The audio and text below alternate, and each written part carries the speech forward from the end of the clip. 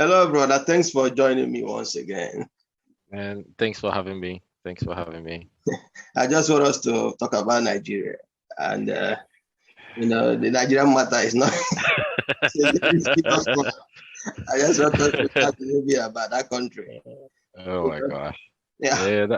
Yeah, I mean, yeah, there's a lot. There's a lot happening there. You were there recently, right? Yeah, You yeah, know. yeah. Oh, my Hmm. God. It's unbelievable. The rate of poverty there is, wow. I've never seen it before. I was listening to a podcast, Hmm. and the guy said that Nigerian has reached the you know, the that anything worse than what they are having now would be a civil war. That Nigeria has reached the rock bottom. I was like, wow, this is I unbelievable. agree. I agree. I mean, I agree to an extent. I think there are too many divides between people in Nigeria. I was there last month, um, in June. Um, I spent a lot of time in the west and in the south. And from what I could see, um, there's a lot of domination, especially from the Fulanis, Mm. especially in critical positions in Nigeria across the board.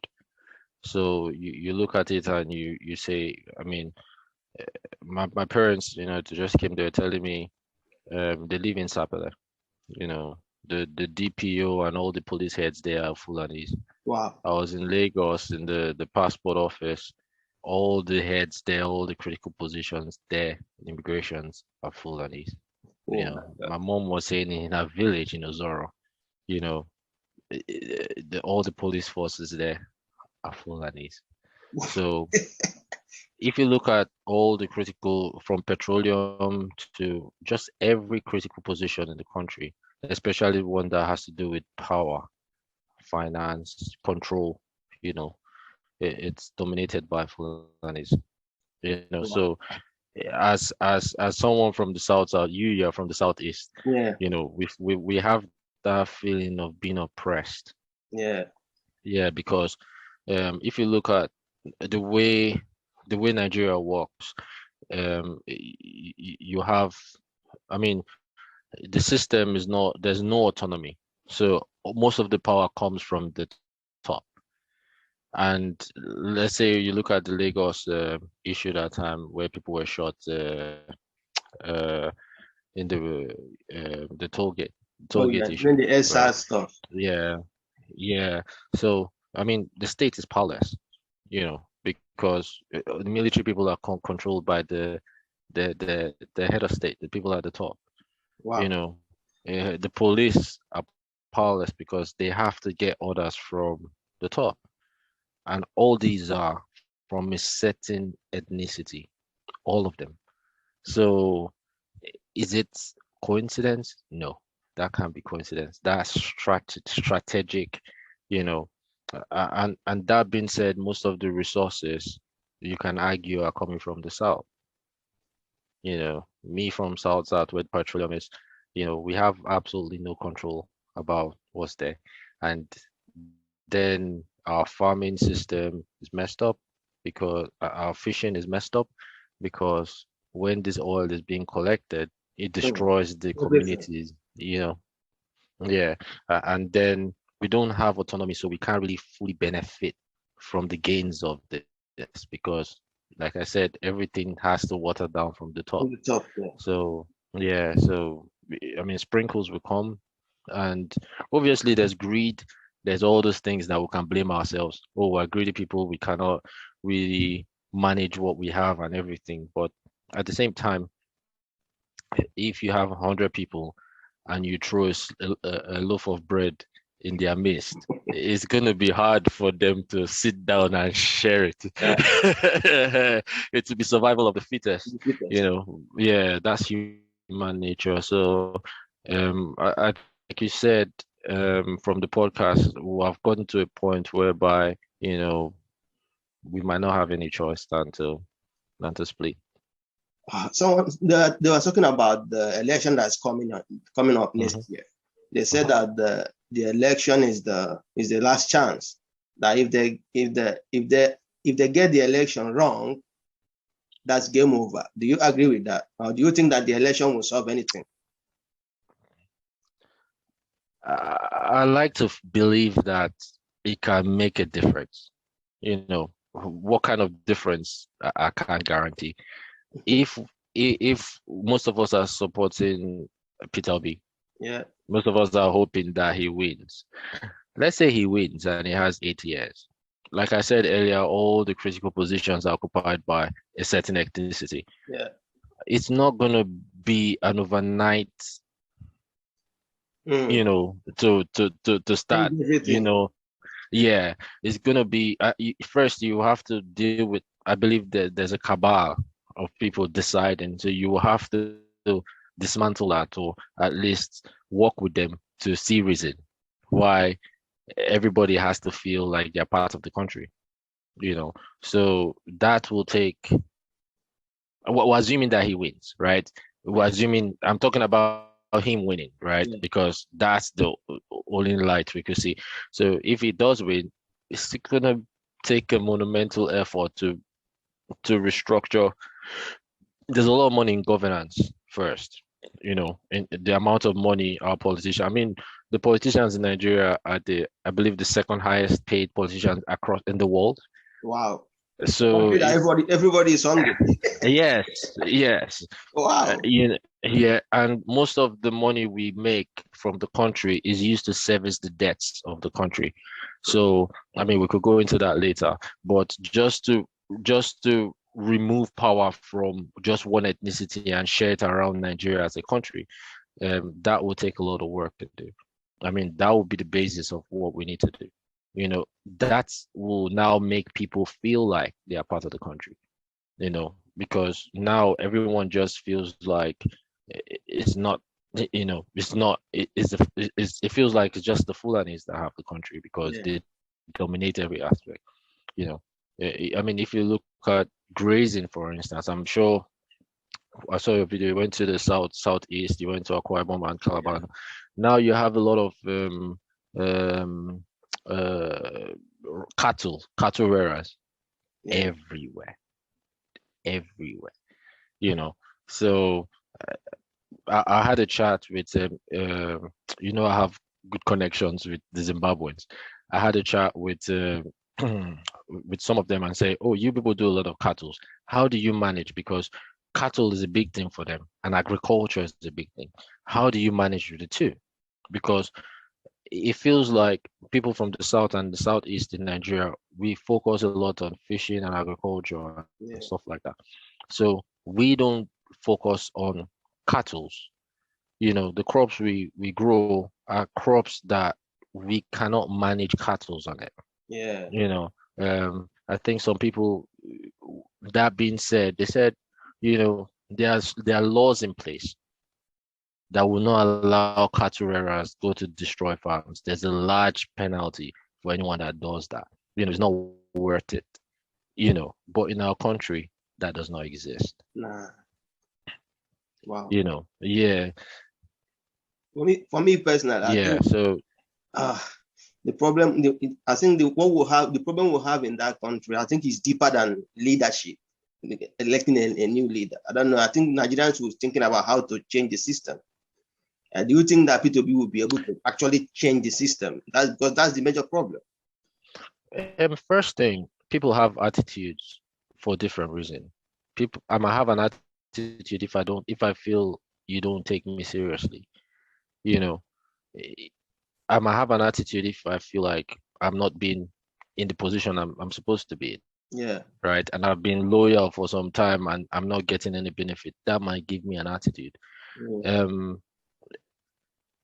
I feel everybody has been affected one way or the other. People have attitude, people nonchalance and stuff like that.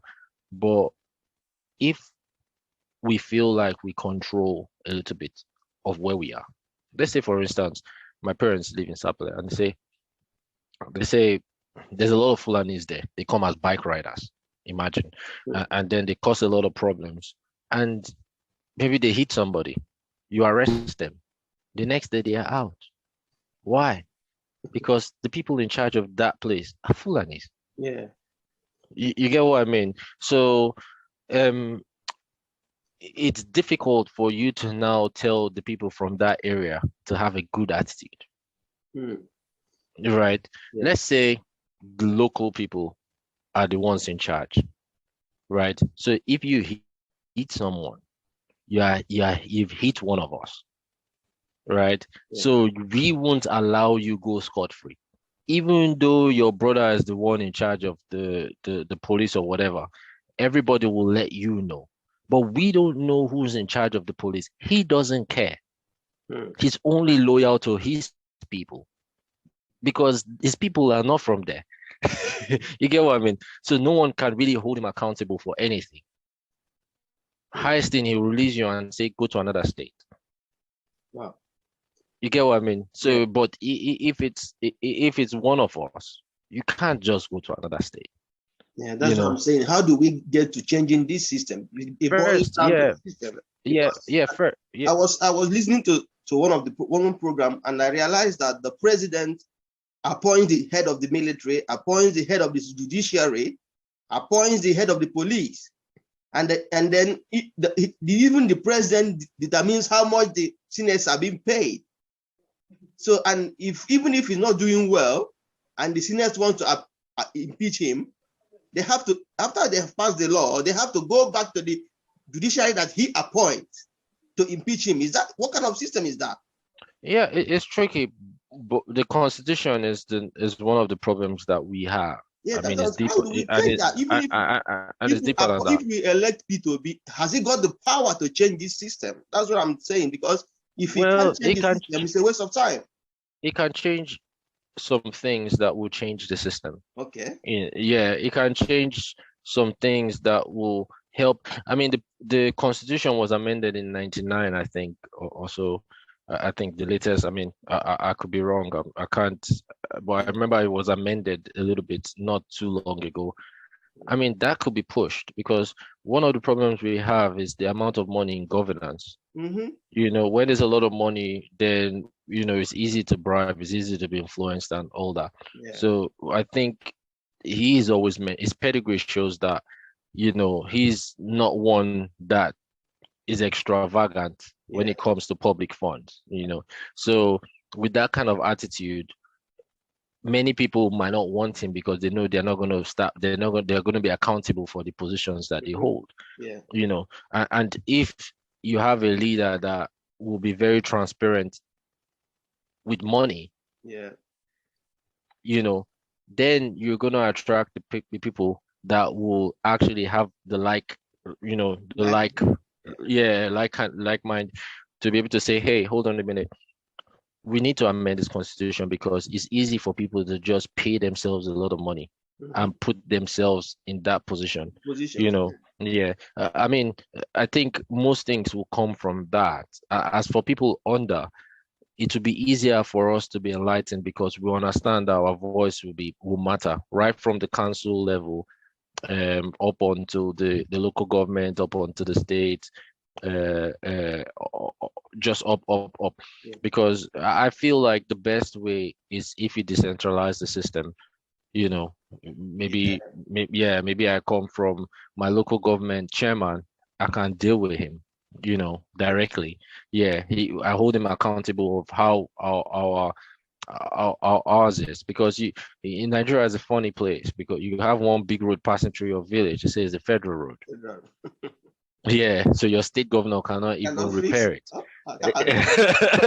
Yeah, so all those things can be not overnight, but we need somebody that will put us in the right direction. Exactly. Yeah. So and it's a two-way street. If like now people are now starting to realize that they've always impacted the who's elected, because many people feel they don't impact who's elected. Oh, who will be president will be president. And I mean, my dad spent a lot of time in the north, and he would tell me all these guys just listen to the radio and follow instructions. But we are too intelligent. We debate all the time. So when they say this is who we're following, they all follow. Yeah. While we were trying to make sense out of everything, and that is why we are where we are. Yeah, exactly. You understand? And it's a Nigerian problem, but you can also relate it to some countries in the West. You know, you see some countries where they are very goal oriented. This is what we need. Why some countries are distracted with things that don't matter. Hmm. You know, Yeah. uh, what is this? Which language are we speaking? How do we define people? All those kind of things. Some countries don't care about that. We want to be the number one country in the world. Hmm. They just that's their target. You look at someone like China, you don't hear unnecessary news. All you hear is that they're They focused on want to how to conquer be the the world. best. But you look at another country, you be like, what are they doing? You know, what are they doing? They're having unnecessary debates. They're having, they're thinking about, all kinds of funny things that don't matter, you know. And before you know, they're behind. Yeah. That's just and that's what we enlightened in the South. But at the same time, I don't want to say we're too enlightened, Mm. but we're in a position whereby we feel, man, that's too dirty for me to do. But the people doing the dirty job are getting the rewards for it. Mm. But yeah, we're still analyzing it. So that's something that we need to say, hey, hold on a minute. Our votes matter. What we do as a people matter. What we decide to tolerate is what we'll get. The Yeah. only people that can change it is us. Instead of debating, we need to enlighten ourselves and say, hey, we're losing here because we're not making our voice heard. Someone wants to, if I go to that street and say, hey, what do you think? Before they will agree to bring out someone that will say, this is what we think, they will have killed themselves, Mm. because they'll be fighting each other and say, no, this is that's not matter, and then by the time they come, they- moved on, Mm. so we need to come as people and say, okay, how are we really affecting it? You know, I used to have a friend, I'll tell him every time, I say, dude, you need to vote. He said, me going to vote, I'm risking my life, I'm risking my family's life. I'm like, I've been voting since I was eligible to vote. I've worked with INEC. I actually worked with INEC for 1 year in one of the elections. I was doing their computer stuff in the background, and there was no violence. We had thousands of people come. There was no issue. Yeah. Yes, there'll be issues in one or two places, but it's not as popular as we say it is. And in elections, how many people die? Most of the people that die are people that want to get involved in rigging or stealing ballot boxes or whatever. You just come in the morning, you vote, you go. The only reason why people want to steal the ballot box is because they feel like they're losing. Yeah. I think that And system how, has changed now. yeah, and how will you feel you're losing? Most times you don't even need to steal the ballot box because people are not voting. Yeah. You get so I think it's for us to see the role we play in it. Um, and then we can't make our voice heard because there's a lot of strategic oppression that's going on, Yeah. and it's because we have been distracted by ourselves. Mm. So I think we need to sit down and say, hey, hold on a minute. We need to make some changes. And if we have the right person, like I feel this is an opportunity to at least um be learned. I mean, before Buhari came, many people were saying they wanted change, and they could see that they could bring the change, not exactly the change they They wanted. wanted, yeah. They just wanted PDP out, and they got their. So they should use that energy to put the right people. The problem is now we have three candidates. We look at it and geopolitical zones. You got like the PDP guy. I don't know if I'm allowed to call their names, but let's say the PDP guy, right? He owns the North, right? And then he's brought a VP from the South, Mm-hmm. right? And in South, so now you have alliance with the PDP is VP that is the current governor of Delta State, and which is a key state in the South, and another key state in the South is River State that is PDP, right? Yeah. So you look at his position and say, okay, this guy there are about 19 states or so out of the 37, I think, 36 or so, that come from the north. He's going to dominate the north. He will dominate.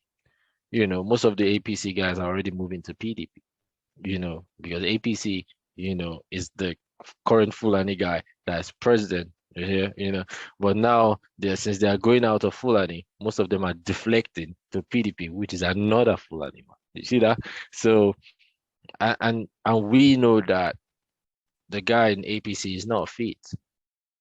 The only people that are going to vote for him are voting out of sentiment. Yeah. Out of sentiment. They don't even believe. There's no argument for him.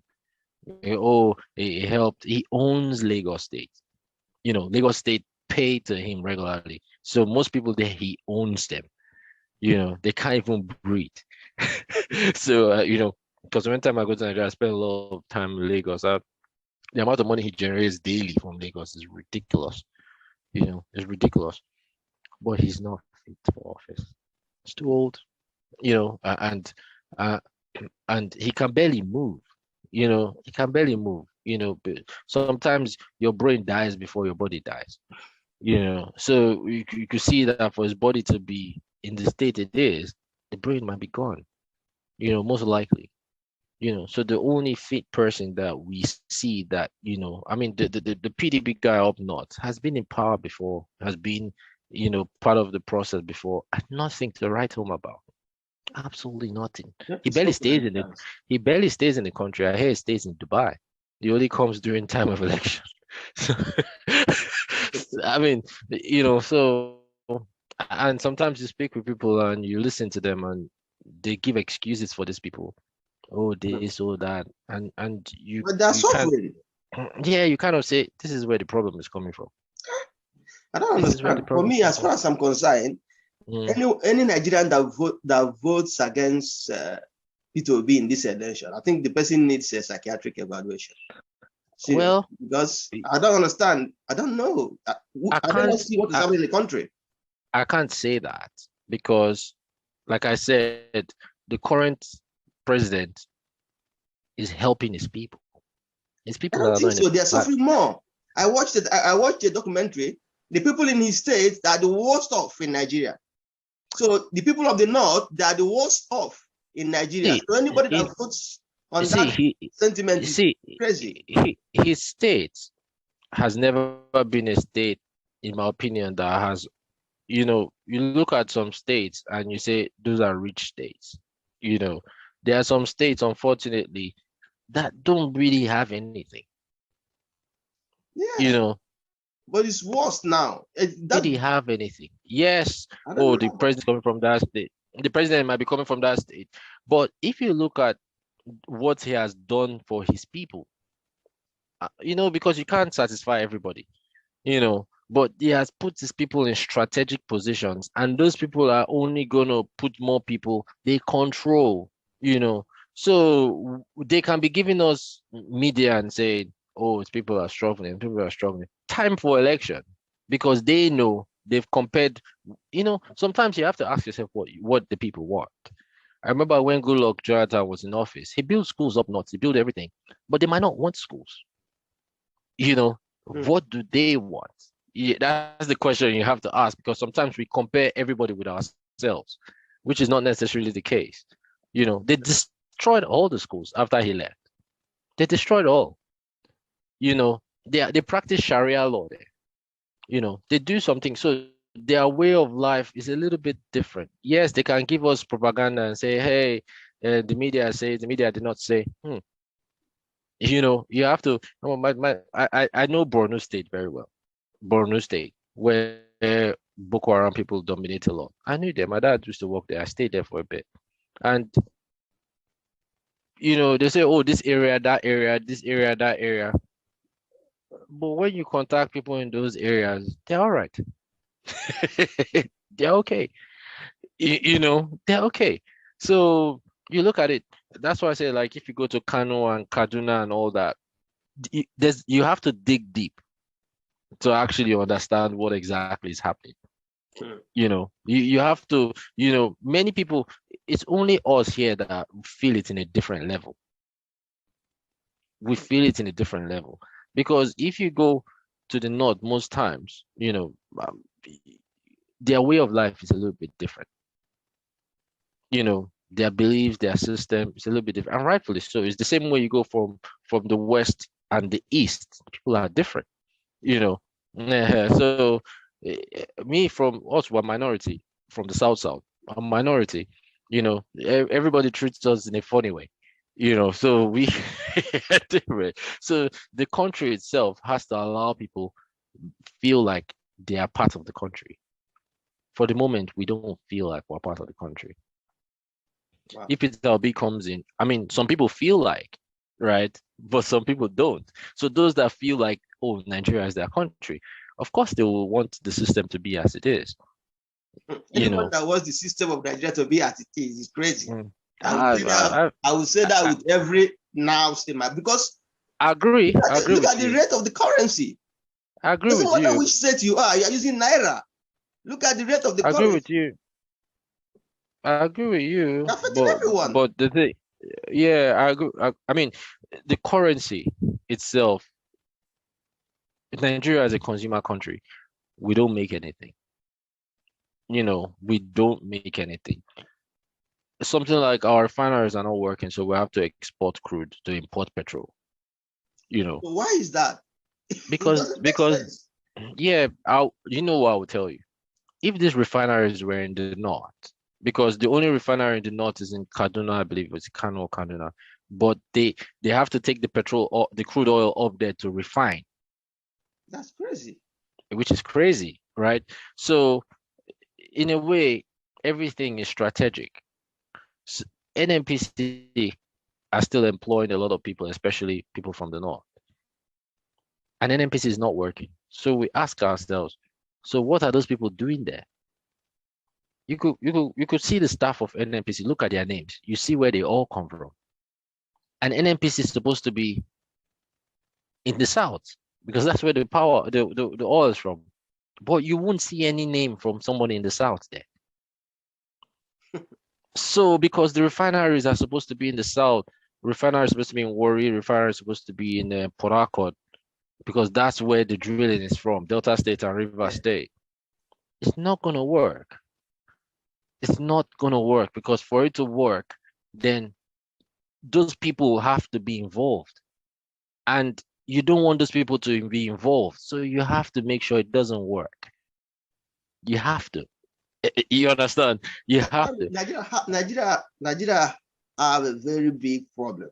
That's what I'm saying. That's what I'm thinking. And I know I'm asking this question. The elections and the changing of leadership, that's not the problem. Deeper than that. From what you are saying, the problem of the country is deeper than what we can even see. I agree, because I agree to an extent. If somebody goes there and says, I'm going to put an effort to change things, right? And then the people understand that, okay, this guy has made, because 8 years might not be enough to put it exactly how we want it. But if somebody puts it in the right direction, we will be able to say, we voted for that person, so we can vote for someone that will continue. Because another thing is, if we don't like someone, after 4 years, we can remove them. Yeah. So we can put an effort to say, this person leaves sentiments and everything, because we just feel like once we put someone in, we'll have to wait 8 years, which is not necessarily true. So, but we need someone that will put it in the right direction, and we'll have to support that person. That being said, I think that the attitude of the people is sour. I don't mind if the country breaks up. I don't mind. I don't mind if the country breaks up. But I will say something, because from personal experience, we might look at it from that, as I said earlier, one ethnicity is dominating. But my experience, even the people in my state from another ethnicity tries to dominate. We come from a minority. So no matter how it breaks up, we'll always be a minority. So someone other person is just, we're just changing the people oppressing, except those people come and say, okay, the way it was, we don't want it to be that way. Now we've broken up, we're going to decentralize it and make sure that everyone feels a part of it. And that one, because and that has to be sold to us so that we can get involved in the breaking. I'm getting to another topic. Yeah, for me, the only solution is to find a way to restructure the system. If you have a good system, the country can work. So I think Nigerians should be looking towards that direction, how to restructure and change the system of the country, because they can demand for that. What I'm saying that's what we're talking about. And demand for that instead of talking about election and all that. They can come up and say, this is what we want, and it can achieve that easily when there is no one in power. But once you elect someone into office, but there will always be someone in power. So what I mean is, towards transition, it's easy to achieve that, because once you elect someone in office, they will want to finish their tenure. But for them to start restructuring. So you're saying that the person should come and say, my goal is to go there to restructure the country. Yes. Yeah, but as a politician, you should also realize that I have to win 50% of the vote. Right? Restructuring the country is going to benefit 40% of the people. Okay, good luck if Nigeria is running. So no. I'm not saying you're wrong. I'm saying that someone with that intention, it might not allow him to be voted. Voted for, I know. Yes. So it's until he gets there, if he tells us all that nice things that everybody feels they're gonna benefit. When he gets there, he might say, hey, look in a minute. I think this is the way we need to go. Okay. Because I'm saying it. Because it's politics. Okay. I understand what you're saying. So that we wish you hope and pray that someone will get in there and decide to do the right thing. Do the right thing, because saying it might not get you there. Exactly. Thank you for joining me today. I enjoyed it. No worries, man. Thank you very much, and I will see you soon, brother. I'll see you soon.